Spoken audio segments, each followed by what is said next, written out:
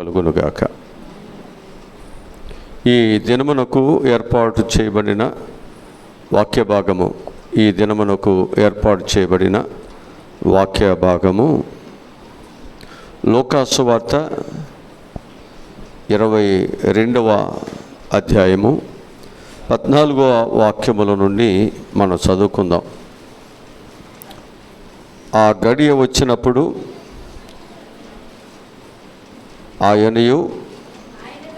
ఆయనతో కూడా అపోస్తలులను పంక్తిని కూర్చుండి ఉండిరి.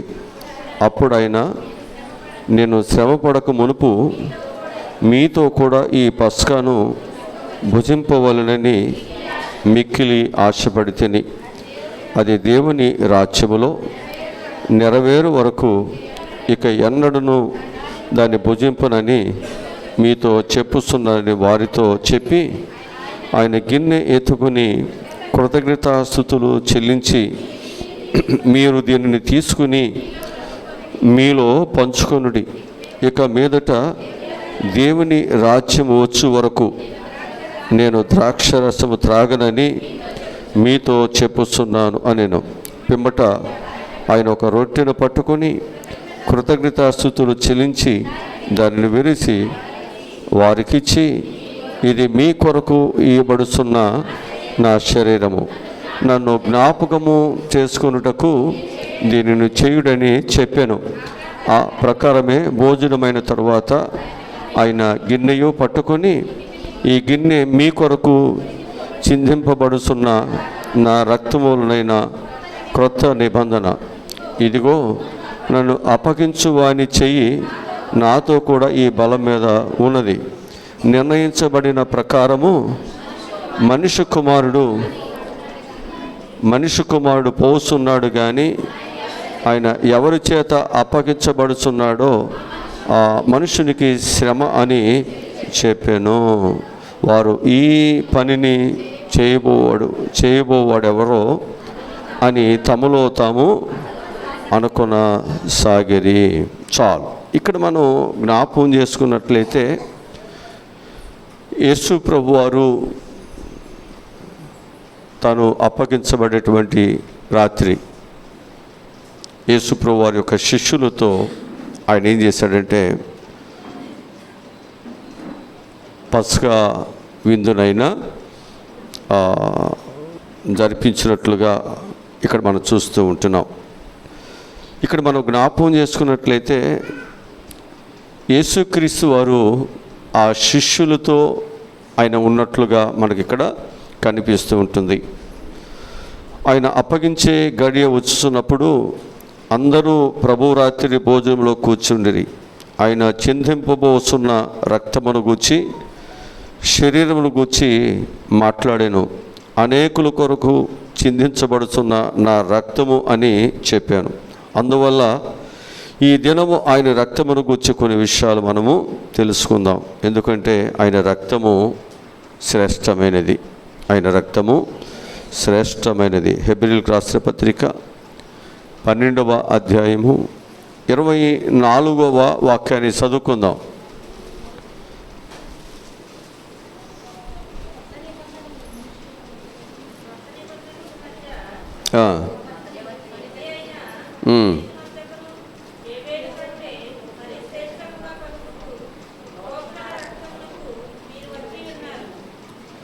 చాలు. ఇక్కడ మనం జ్ఞాపకం చేసుకుంటే, రక్తం ఎలాంటిదని చెప్తున్నాడు? శ్రేష్టమైనది అని చెబుతున్నాడు. వారి రక్తముల కంటే పాత నిబంధనలో ఎవరైతే ఆ రక్తాన్ని చిందించారో వారి రక్తము కంటే దేవుని యొక్క రక్తము ఎలాంటిదని చెప్తున్నాడు?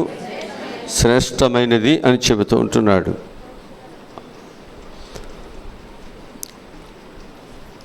96వ కీర్తన చదువుదాం.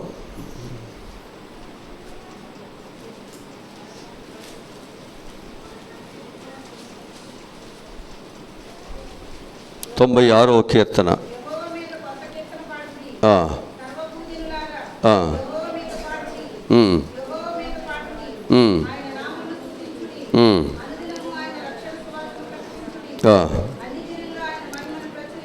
ఉమ్,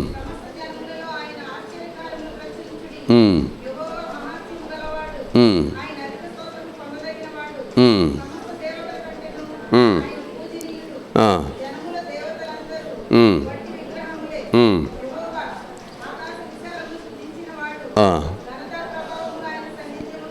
ఆ, ఉమ్, ఉమ్, ఉమ్, ఆ, ఉమ్, ఉమ్, ఆ, చేయుడి, ఆ, ఆ, ఆ, ఉమ్, ఉమ్.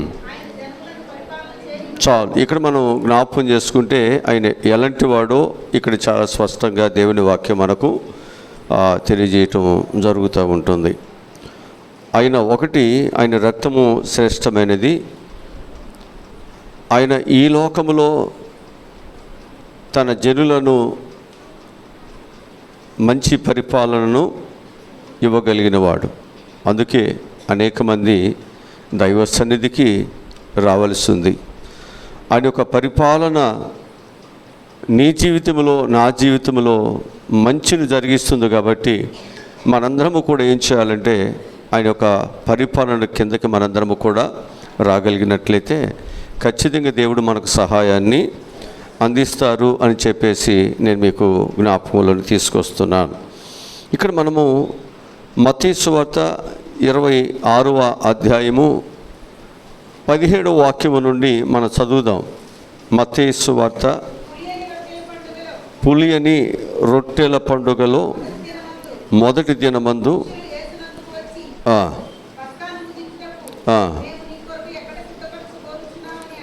అడిగిరి.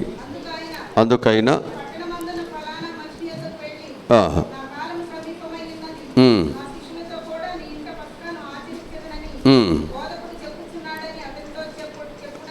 అతనితో చెప్పుడి అనేను.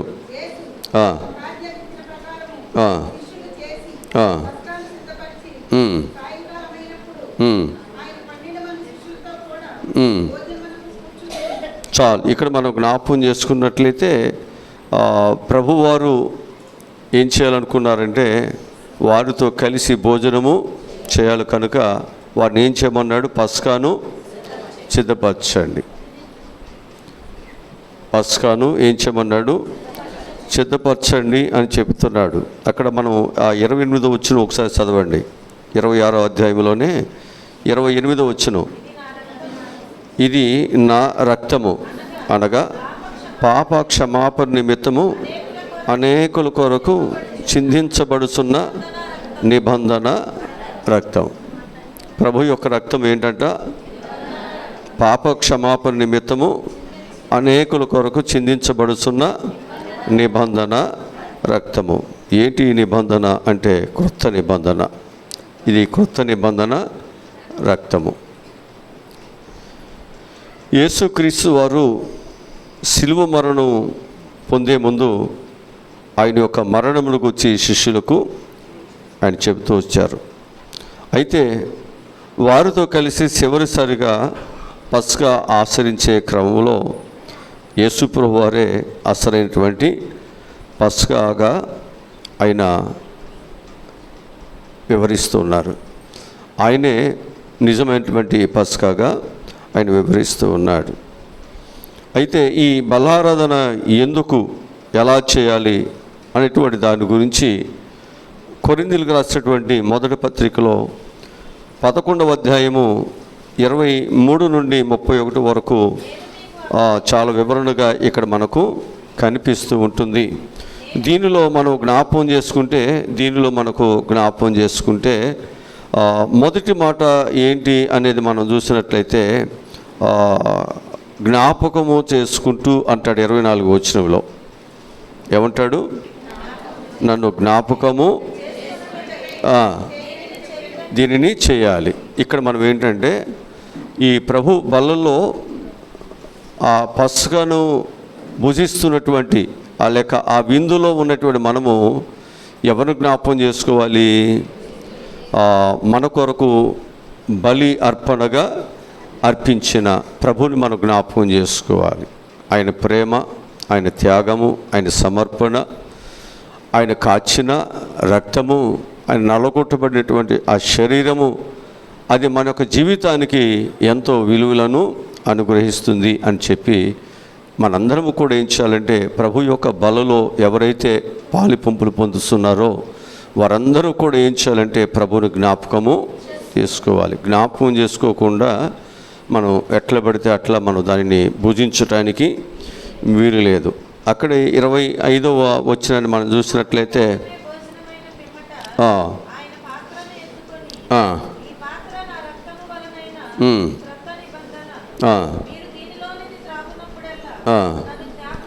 అంటే ఇక్కడ దీనిలో ఏం చేయమంటున్నాడు? త్రాగటం అంటే పాలు బొబ్బులు పొందటం. ఒకటి, కృతజ్ఞత స్తుతులు జ్ఞాపకం చేసుకుంటూ దేవుని స్తుతించాలి. రెండవది మనం ఏం చేయాలన్నమాట, మనం ఎప్పటికప్పుడే ప్రభు నీకు ఇచ్చినటువంటి ఆయన ఒక రక్తములో, ఆ పస్కాలో ఏం చేయాలన్నమాట, మనం పాలు పంపులు పొందాల్సిందే. మనం ఎప్పుడు కూడా దానిలో మనం ఎప్పుడు కూడా ఆయన బిడ్డలుగా మనము మార్చబడిన తర్వాత, ఆయన బిడ్డలుగా మన యొక్క జీవితాలు ప్రభువుకు సమర్పణ చేసిన తర్వాత మనం ఎప్పుడు కూడా చేయాల్సింది ఏమిటి అంటే,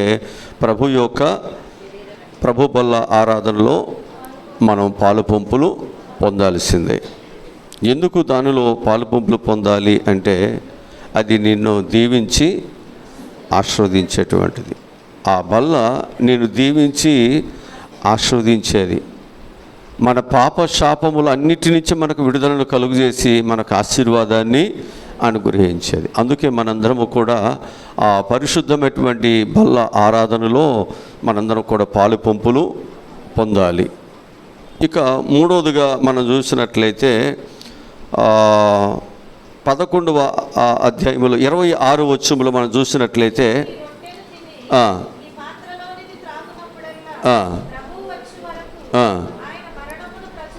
అది మనం ఏం చేయాలి?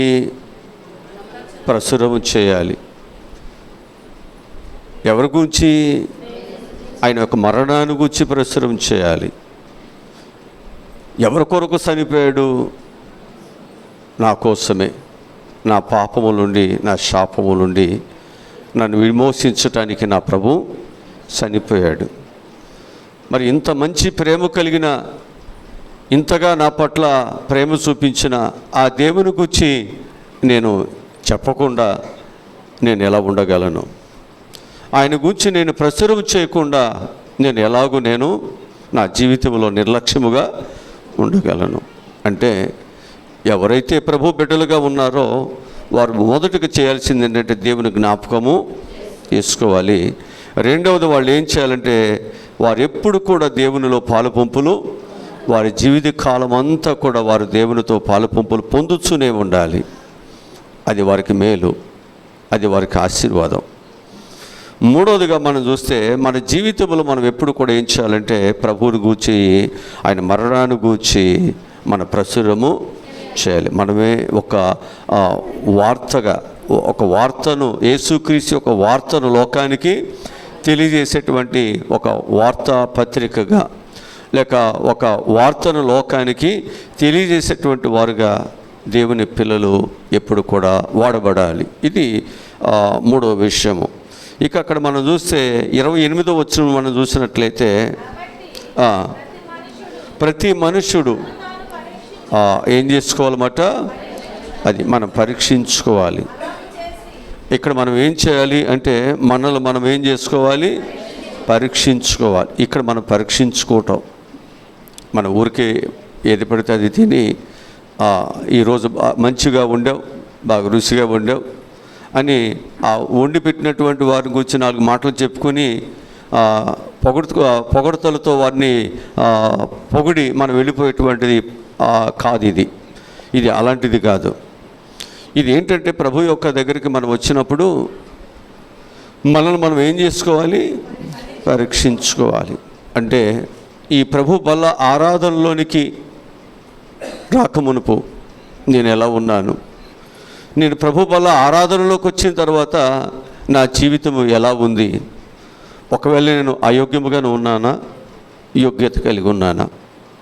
నేను మార్పు చెందినవాడుగా ఉన్నానా, మార్పు చెందనివాడుగా నా జీవితం ఉందా? నేను ఎలా ఉన్నాను? ఎందుకని అంటే ప్రభు దగ్గరకు వచ్చినప్పుడు ప్రభు యొక్క జీవితము, ప్రభు యొక్క రూపము, లేకపోతే ప్రభు యొక్క బలారాధన మనను ఒక అద్దములాగా ప్రతిబింబిస్తూ నీ స్థితిని నీకు అర్థం చేస్తుంది. అద్దం దగ్గరికి వెళ్ళినప్పుడు కూడా అది ప్రతిబింబిస్తూ నీ స్థితి నీకు తెలియజేస్తున్నా నీవు దానిని పట్టించుకోకుండా, దానిని ఏమి కూడా నువ్వు లెక్క చేయకోకుండా నువ్వు వెళ్ళిపోతే నీ లోపాలు అలాగే ఉంటాయి.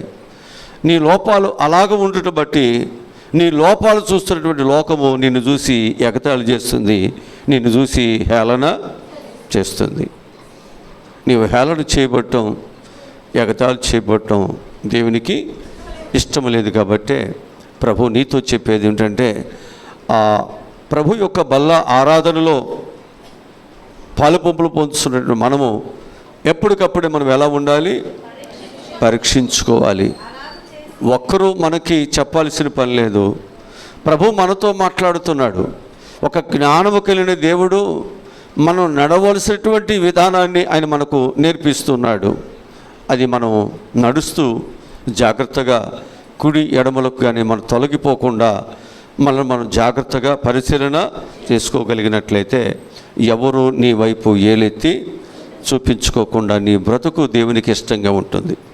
అప్పుడు దేవుడు నిన్ను ఒక బల నమ్మకమైన మంచి దాసుడు అని శభాష్ అని దేవుడు నీకు మంచి ఈవులను, మంచి ఆశీర్వాదములను దేవుడు నీకు అనుగ్రహిస్తాడు. అందుకే మనల్ని మనం ఏం చేసుకోవాలి?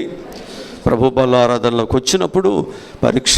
ఎందుకంటే నేను దీనికి అర్హత కలిగి ఉన్నానా, యోగ్యత కలిగి ఉన్నానా, లేక నేను అయోగ్యముగా, అంటే నా జీవితము పరిశుద్ధమైన దానిలో పాలు పంపులు పొందేటువంటి అర్హత లేని అయోగ్యమైన జీవితము కలిగి నేను ఉన్నానా? అదే పరీక్ష. మనల్ని మనం ఎప్పుడు ఏం చేయాలన్నమాట? పరీక్షించుకుంటూ ఉండాలి. అదే 28వ వచనంలో ఇంకా మనం చదివితే పశ్చాత్తాప పడాలంటాడు. అక్కడ ఏం పడాలన్నాడు? పడాలా? మనం పరీక్షించుకుంటూ ఏం చేయాలి? పశ్చాత్తాపడాలి. మన జీవితంలో మనకేం కావాలి అంటే పశ్చాత్తాపం.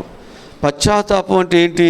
నేను తప్పుని చేశానే, విలువైన దేవుని శరీరమునకు రక్తానికి నేను విరోధముగా నేను పాపం చేశానే అని మనం ఏం చేయాలంటే, నేను దానిని పోగొట్టుకున్న భ్రష్టునయ్యాను, తండ్రి యొక్క భోజనాన్ని, తండ్రితో కుమారుని అనిపించుకున్నటువంటి అర్హతను నేను కోల్పోయాను అని తప్పిపోయిన కుమారుడు ఏం చేస్తాడు? అతడు కూడా పశ్చాత్తాపపడి సరి చేసుకుని తిరిగి తండ్రి ఇంటికి ఆయన వస్తాడు. అట్లాగే మనం కూడా ఏం చేయాలి అంటే, ఈ ప్రభు బల ఆరాధనలో పశ్చాత్తాపము అవసరం. నువ్వు ఎక్కడెక్కడ విరోధముగా పాపం చేస్తున్నావో, తిరుగుబాటు చేస్తున్నావో, దేవునికి వ్యతిరేకమైనటువంటి పరిస్థితులను కలిగి ఒకవేళ మనం జీవిస్తున్నామో, ఈ పరిశుద్ధమైనటువంటి శరీరములో, రక్తములో మనం పాలిభాగస్తులు అవుతున్నప్పుడు, ఇది నేను తినటానికి లేక దీనిలో నేను చేయి ఉంచటానికి ఆ అర్హతను దేవుడు నాకు ఇచ్చిన నేను కోల్పోయాను. నేను చేసే పాపములు బట్టి, నేను చేసే ద్రోహమును బట్టి నేను ఈ అవకాశాన్ని, ఈ యోగ్యతను నేను పోగొట్టుకున్నాను అని చెప్పేసి మనం ఏం చేయాలి అంటే, ఒకవేళ మనం తప్పు చేస్తే ఆ తప్పుని దేవుని ఎదుట మనం ఏం చేయాలన్నమాట? ఒప్పుకుంటూ పశ్చాత్తాపము చెందినట్లయితే దేవుడు నిన్ను త్రోసివేయడు. దేవుని ఆత్మ నీ యొద్ద నుంచి వెళ్ళిపోదు. దేవుడు నీకు కావలసినటువంటి ఈవులను దేవుడు ఇస్తాడు. అందుకే దావీదు విషయంలో అంటాడు, ఆయన పశ్చాత్తాపడుతుంటాడు, నీ ఆత్మను నా యొద్ద నుంచి తీసివేయొద్దు, నీ సన్నిధానము నుంచి నన్ను నీవు త్రోసేయొద్దు. ఇక్కడ మనం జ్ఞాపకం చేసుకోవాల్సి, పశ్చాత్తాపంలో మనం నేర్చుకోవాల్సిన పాఠం ఏమిటంటే, మనలో దైవ సన్నిధి ప్రాముఖ్యమైనది. మనలో దేవుని ఆత్మ ప్రాముఖ్యమైనది. దేవుని పిల్లల్లో దైవ సన్నిధి ఎక్కువ కావాలి. ఎందుకనంటే యెరూషలేమా నిన్ను ప్రేమించువారు వర్ధిల్లుతారు. దేవుని పిల్లలు దైవాన్ని, దైవ సన్నిధిని ఎక్కువగా ప్రేమించాలి. నా ఆత్మ లేని వారు నా వారు కాదు అని చెబుతున్నాడు. కనుక మన యొక్క జీవితాల్లో దైవ సన్నిధికి దూరమైన ఆశీర్వాదాలు కోల్పోతాం. దేవుని ఆత్మ లేకపోయినా దైవ ఆశీర్వాదాలని కోల్పోతాం. ఈ పశ్చాత్తాపం ద్వారా ఆ రెండింటిని మనము కోల్పోకుండా వాటిని జాగ్రత్తగా మనలో ఉండటానికి, తద్వారా మనం దీవెనకరముగా ఉండటానికి అవకాశం కలుగుతుంది. ఇక మనము కొంచెం కిందకి మనం వచ్చేసినట్లయితే 29వ వచనంలో ఏమంటున్నాడంటే, ఇది ప్రభు శరీరమని వివేచింపక అది ఇక్కడ ఏం చేయాలి? వివేచింపక తిను త్రాగువాడు తిని త్రాగుతున్నాడు కనుక ఇప్పుడు తను ఏం చేయాలి? ఇప్పుడు వివేచించాలి. అంటే తాను విమర్శ చేసుకోవాలి. నిన్ను నీవు విమర్శ చేసుకోవాలి. నిన్ను నువ్వు ప్రశ్నించుకోవాలి. నిన్ను నీవే గద్దించుకోవాలి. నిన్ను నీవే సరి చేసుకోవాలి. నిన్ను నీవే దేవుని బిడ్డగా మార్చబడాలి. ఈ ప్రభు బల్ల ఆరాధనలోకి వచ్చినప్పుడు ఇన్ని విధాలుగా మన యొక్క జీవితాలు ఆలోచన చేస్తూ ప్రభు యొక్క శరీరములో, రక్తములో ఆయన బిడ్డలుగా మనం ఏమవ్వాలన్నమాట? ఆ పాలిపంపులు పొందాలి. మన ఊరికే మనం కూర్చోటానికి కాదు. ఇది చాలా విలువైనటువంటిది. ఈ విలువైనటువంటి సమయాన్ని దేవుడు మనకి ఇచ్చినప్పుడు దీనిని దుర్వినియోగం చేసుకుంటే నష్టము దేవునికి కాదు, నష్టం మనకే వస్తుంది. ఆ నష్టం మనకు రాకుండా ఉండటానికి ఎవరికి వాళ్ళే వారి యొక్క జీవితాలను ఏం చేసుకోవాలన్నమాట? విమర్శ చేసుకోవాలి. నేను నీవే విమర్శ చేసుకోవాలి. ఎవరైనా వచ్చి నేను విమర్శ చేస్తే నీకు చాలా బాధ వేస్తుంది. ఎవరో వచ్చి నిన్ను విమర్శ చేసే కంటే దేవుని వాక్యము నిన్ను విమర్శ చేస్తున్నప్పుడు, దేవుడు నీతో మాట్లాడుతున్నప్పుడు సరి చేసుకోమని నీవు దాన్ని సరి చేసుకున్న బద్ధుడివై ఉన్నావు. సరి చేసుకోగలిగినట్లయితే విలువైన జీవితం ముందు నీకు దేవుడిస్తాడు. లేకపోతే ఆ విలువైన జీవితాన్ని మన చేతులారా అజ్ఞానముతో దానిని పెరికి వేసుకున్నవారు అవుతాం. భవిష్యత్తు దేవుడిచ్చాడు. శ్రమపడి కష్టపడి మన కొరకు ప్రాణ అర్పణములు చేసి అనేక త్యాగములు చేసి దేవుడు మనకు ఒక విలువైన సమయాన్ని, ఒక ఆశీర్వాదకరమైనటువంటి భవిష్యత్తును దేవుడు మనకిస్తే మనం దానిని దుర్వినియోగము చేసుకున్నవారు అవుతాం. అందుకే జాగ్రత్తగా మనం ఉండాలి అని చెప్పి మీకు జ్ఞాపకం చేస్తున్నాను. ఇక మనం జ్ఞాపకం చేసుకున్నట్లయితే 31వ వాక్యాన్ని మనం చదివితే, అయితే మనలో మనమే అది తీర్పు. ఇప్పుడు ఎందుకు విమర్శ చేసుకోవాలి? ఇంకొకరు వచ్చి మనకు తీర్పు, జడ్జిమెంట్ ఇవ్వకోకుండా, ఇంకొకరు వచ్చి నిన్ను విమర్శ చేయకుండా ఉండటానికి బాగుంటుందన్నమాట. అందుకే ప్రతి ఒక్కరు కూడా విమర్శ చేసుకుందాం. నిన్ను నీవే విమర్శ. నేను సరిగ్గానున్నానా? ప్రభు రక్తంలో పాలుపొంపులు పొందే నేను, ఆయన పరిశుద్ధుడు కనుక నేనును పరిశుద్ధత కలిగి ఉన్నానా, అపరిశుద్ధత కలిగి ఉన్నానా? నేను దీనిలో పాలుపొంపులు పొందటానికి నా చేయి బాగుందా, నా హృదయం బాగుందా, నా ఆలోచనలు బాగున్నాయా, నేను బాగున్నానా? ఒకవేళ నేను సరిగ్గా లేకుండా, నా జీవితం, నా ప్రవక్తను సరిగ్గా లేకుండా నేను దీనిలో ఒకవేళ నేను పాలు భాగస్తునైతే నష్టాలు వస్తాయి, చాలా ఇబ్బందులు వస్తాయి, చాలా కష్టాలు మన మీదకి వస్తాయి అని చెప్పేసి కూడా దేవుని వాక్యము తెలియజేస్తుంటుంది. అందుకే ప్రతి ఒక్కరు కూడా దేవుని దగ్గరికి వచ్చినప్పుడు మనల్ని మనమే తీర్పు తీర్చుకోవాలి. విమర్శ చేసుకున్నవాడు తీర్పు తీర్చుకోవాలి. ఏంటి తీర్పు? నేను ఈ తప్పు చేశాను కాబట్టి నాకు ఈ శిక్ష తగిలిందే.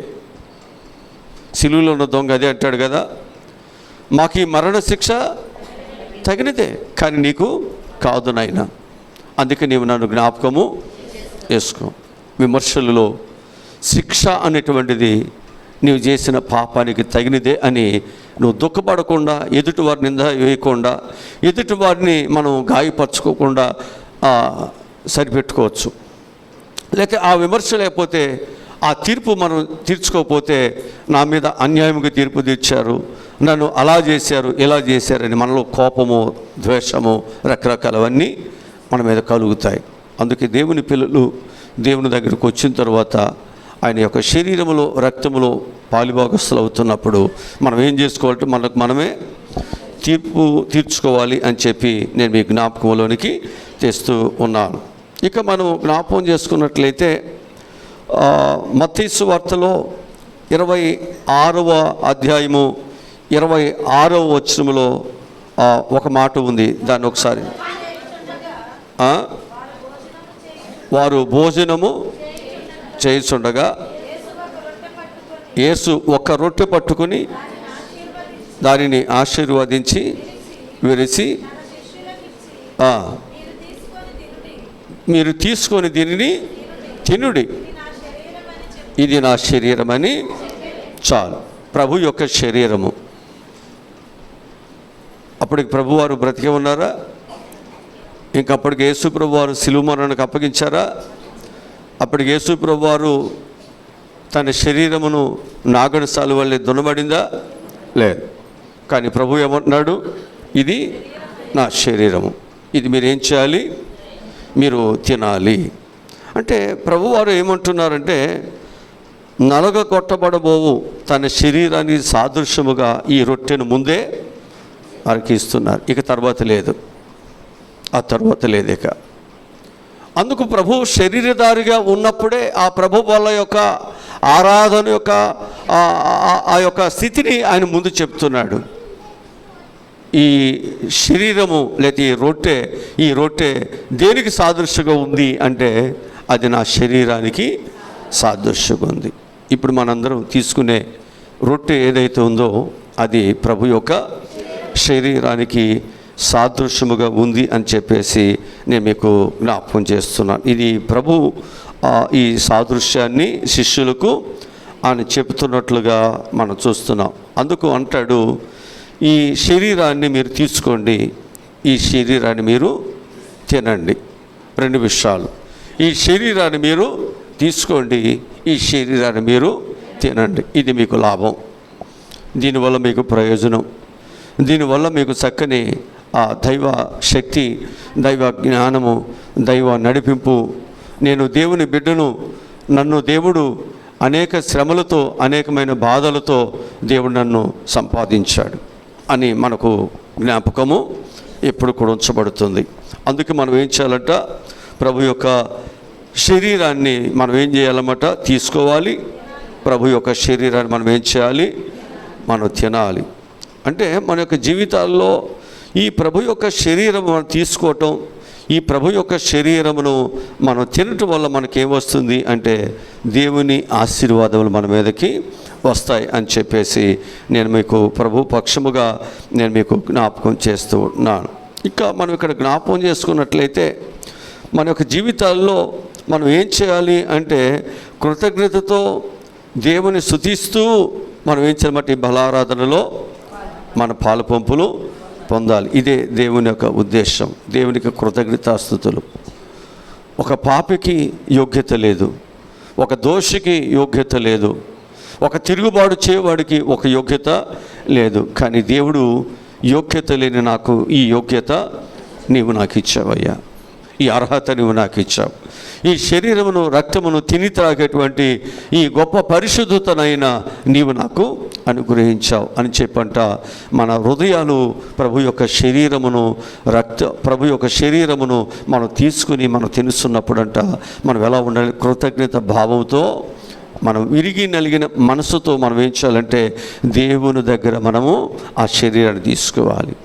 ఇది అర్హత, యోగ్యత, అది నిన్ను బట్టి కలిగింది కాదు, దేవుడు మనకి ఇచ్చాడు. ఇది ఈరోజు మనం దేవుని కలిగి ఉన్నాం, అందుకే ఆ దేవుని ప్రేమ మన మీద ఉంది, అందుకే దేవుడు మనకి ఈ యోగ్యత దేవుడు మనకి ఇచ్చాడు.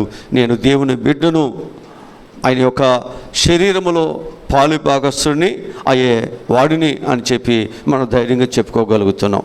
ఇది దేవుని మహా కృపగా నేను మీకు జ్ఞాపకంలోనికి తీసుకొస్తుంటున్నాను. రెండవదిగా మనం చూసినట్లయితే ఆయన యొక్క రక్తము. ఇందాక మనము ప్రభు యొక్క బల్ల ఆరాధనలో మనం ఎందుకు పాలుపొప్పులు పొందాలి అనేటువంటి దానిలో కొన్ని విషయాలు చెప్పాను. ఆ తర్వాత రక్తమును గుర్చి శరీరమును గుర్చి చెప్పాను. మనం మత్తయి సువార్త 26వ అధ్యాయము 26వ వచనం మనం చదువుకున్నాం. ఇది నా శరీరము. అందుకు దేవుడు ముందుగానే ఆయన శరీరాన్ని తన శిష్యులకు ఇచ్చాడు. ఇది మీరు తీసుకోండి, ఇది మీరు తినండి, ఇది నా శరీరం. అది మానవుని యొక్క జీవితానికి అది గొప్ప ఆశీర్వాదమునిచ్చేటువంటి మంచి భోజనం అది. అందుకే దేవుడు దానిని తీసుకోండి, మీరు మంచి ప్రయోజకులు అవుతారు, మంచి జ్ఞానులు అవుతారు, మంచి ఉన్నతమైన స్థితిలోనికి దేవుడి మిమ్మల్ని తీసుకువెళ్తారు అని చెప్పేసి అక్కడ వాక్యములో మనకు అర్థమవుతూ ఉంటుంది. ఇక రెండవదిగా మనం చూస్తున్నట్లయితే మనకు మత్తయి సువార్తలోనే 26వ అధ్యాయంలో 27, 28 వచనాలు కానీ మనం చదివితే ప్రభు వారు ఏం చేశారంట, ఒక గిన్నె పట్టుకుని కృతజ్ఞతాస్తుతులు చెల్లించి వారికి ఇచ్చి, దీనిలోనిది మీరు అందరూ త్రాగండి, ఇది నా రక్తము, అనగా పాప క్షమాపణ నిమిత్తము అనేకుల కొరకు చిందింపబడుతున్న ఏ నిబంధన రక్తము. అంటే క్రొత్త నిబంధన రక్తము. హల్లెలూయా, హల్లెలూయా. కనుక చిందించబోవు తన రక్తానికి సాదృశ్యముగా దేవుడు ఏమిచ్చాడు? ఇప్పుడు ద్రాక్షరసమునిచ్చాడు కదా. శరీరానికి సాదృశ్యంగా ఏమిచ్చాడు? శిష్యులకి రొట్టెనిచ్చాడు. అర్థమవుతుందా? మనం ఆయన శరీరానికి సాదృశ్యంగా రొట్టెనిస్తున్నాం, ఆయన యొక్క రక్తానికి సాదృశ్యముగా ద్రాక్షరసం ఇస్తున్నాం. ఇది ఎవరు మనకు సాదృశ్యంగా ఉన్నారు అంటే ప్రభు అయిన యేసుక్రీస్తు వారి యొక్క బల్లారాధన మనకు సాదృశ్యంగా ఉంది అని చెప్పేసి నేను మీకు జ్ఞాపకం చేస్తున్నాను. ఇక్కడ మనం జ్ఞాపకం చేసుకున్నట్లయితే దీనిలోనిది త్రాగుడి. మనకి 27 వచనంలో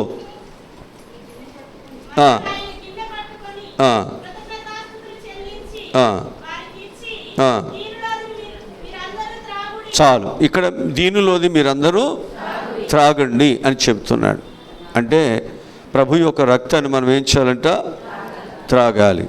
ఎందుకని అంటే అది మన యొక్క జీవితంలో నన్ను కూడా మరలా తిరిగి పాపములోకి వెళ్ళకుండా, ఆ పాపము నీ జీవితాన్ని క్షమించినట్లుగా దేవుడు ఏం చేశాడు? తన రక్తాన్ని ఆయన చిందించాడు.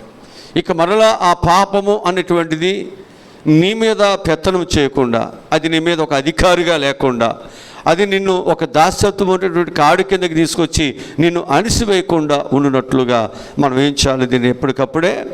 దీన్ని మనం ఏం చేయాలన్నమాట?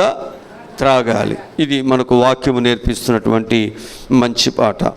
ఇక్కడ 28వ వచనంలో అంటాడు, ఇది నా రక్తము, అనగా పాప క్షమాపణ నిమిత్తము అనేకుల కొరకు చిందించబడుతున్న నిబంధన రక్తము. అనేకమైనటువంటి పాఠాంతరంలో చెప్పే మాట క్రొత్త నిబంధన రక్తము. ప్రాచీన ప్రతుల్లో చెప్పబడుతున్న మాటలు ఏమిటంటే క్రొత్త నిబంధన రక్తము. ఆయన రక్తమును గురించి కొన్ని విషయాలు మనం తెలుసుకుందాం. ఆయన రక్తమును గురించి కొన్ని విషయాలు. ఒకటి ఏంటంటే యేసుక్రీస్తు యొక్క రక్తము మన పాపములను క్షమించును. హెబ్రీయులకు రాసిన పత్రిక 9వ అధ్యాయము 19-20 వచనం చదువుదాం.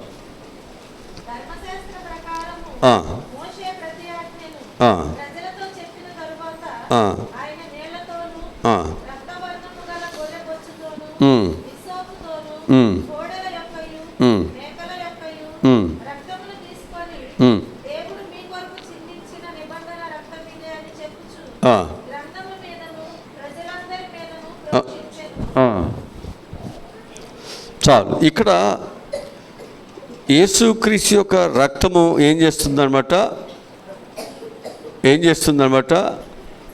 మనం దేని మీద అయితే దానిని ప్రోక్షిస్తున్నామో అది ఏమవుతుంది? శుద్ధి అవుతుంది. అందుకే అనేక పర్యాయములు ఏం చేస్తూ ఉంటామంటే ప్రభు యొక్క రక్తాన్ని మన గృహాలలో మనం దానిని ప్రోక్షించడం ద్వారా మన గృహాలు శుద్ధి అవుతాయి. మన మీద ప్రోక్షించడం వల్ల మనం ఏమవుతున్నాం? దానిని శుద్ధిపరచబడుతుంది. అందుకు శుద్ధి చేయబడటానికి యేసు యొక్క రక్తాన్ని ఇక్కడ ఉపయోగించినట్లుగా మనం ఇక్కడ చూస్తూ ఉంటున్నాం. జకర్యా గ్రంథము 9వ అధ్యాయము 11వ వాక్యాన్ని చదువుకుందాం.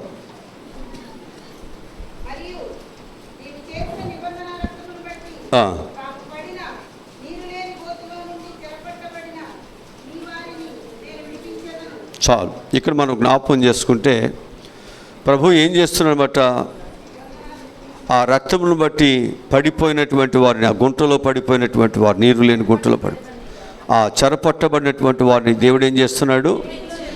విడిపిస్తున్నాడు. అంటే ప్రభు యొక్క రక్తములోకి నీకు రావటం బట్టి ఒకటి పాపక్షమాపణ కలుగుతుంది.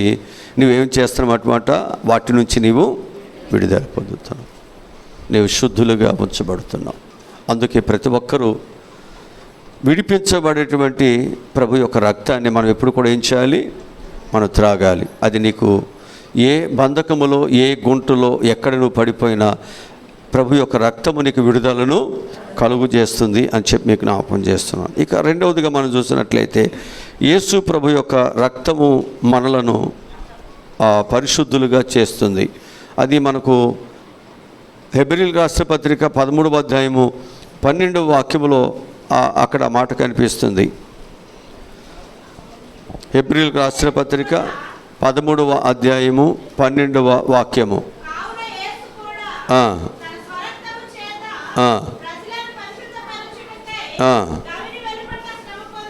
చాలు. ఇక్కడ దేవుడు తన యొక్క స్వరక్తము చేత ఏం చేయాలనుకున్నాడు? పరిశుద్ధపరచబడటానికి దేవుడు ఆ గవిని వెలుపలు ఏం చేశాడట? శ్రమ పొందెను అని దేవుని వాక్యము తెలియజేస్తూ ఉంటుంది. అంటే యేసు ప్రభు యొక్క రక్తము మనం ఏం చేయాలన్నమాట? పరిశుద్ధపరచాలి. ఇక మూడవదిగా మనం చూసినట్లయితే యేసు ప్రభు యొక్క రక్తము మన పాపములను విమోచిస్తుంది. పేతురు రాసిన మొదటి పత్రికలో 1వ అధ్యాయము 19వ వాక్యాన్ని మనం చదువుకోవచ్చు. అమూల్యమైన రక్తము చేత అనగా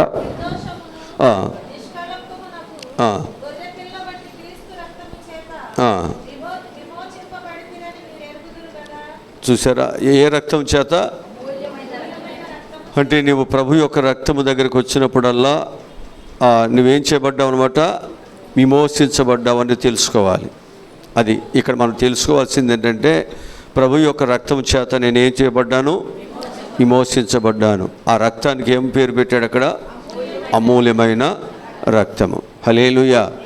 ఇలా మనం చెప్పుకుంటూ పోతే యేసు ప్రభు యొక్క రక్తము అనేకమైన ఆశీర్వాదాలను, అనేకమైనటువంటి దీవులను మనకిస్తుంది. కొరింథీయులకు రాసినటువంటి మొదటి పత్రిక 10వ అధ్యాయము 16 వచనం చదువుదాం.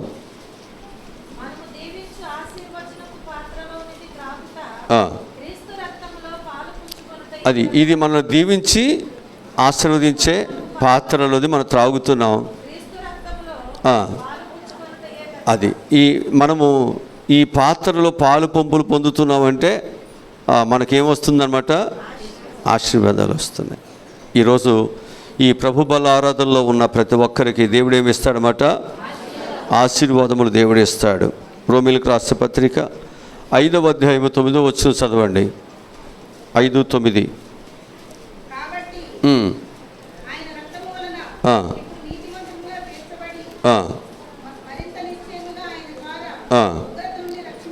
అది యేసు రక్తము మనల్ని ఏం చేస్తుంది? నీతిమంతులుగా మారుస్తుంది, ఉగ్రత నుండి. అందుకు మనం యేసు రక్తాన్ని మనం ఎప్పుడు కూడా ఏం చేయాలి? పాలు పంపులు. అది లేకపోతే ఏమవుతుంది? మన మీదకి ఉగ్రత వస్తుంది, ఆశీర్వాదాలు పోగొట్టుకుంటాం, ఉగ్రత కూడా మన మీదకి వస్తుంది. అందుకే మనం ఏం చేయాలి? దేవుని యొక్క రక్తాన్ని ఎప్పుడు కూడా మనము మానకుండా ఆ రక్తముతో మనం ఎప్పటికప్పుడు ఏం చేయాలి?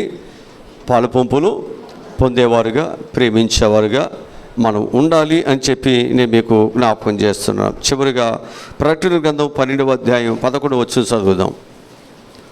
12-11 వచనం చదువుదాం.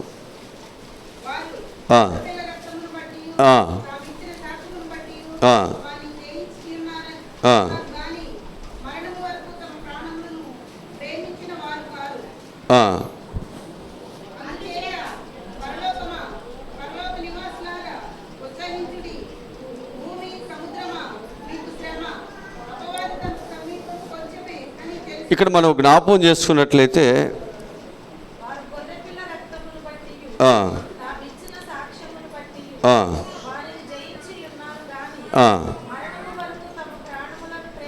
ఇక్కడ వీరు ఎలా ఉన్నారంట? జయించిన వారుగా ఉన్నారు. జయించిన వారిని దేవుడు ఎక్కడ ఉంచుతాడు? పరలోకంలో దేవుడు ఉంచుతాడు. ప్రతి ఒక్కరు కూడా దేవుడు ఇచ్చేటువంటి ఒక విజయాన్ని గుర్తుగానే ఆయన శరీర రక్తాన్ని తన పిల్లలకి ఇస్తున్నారు.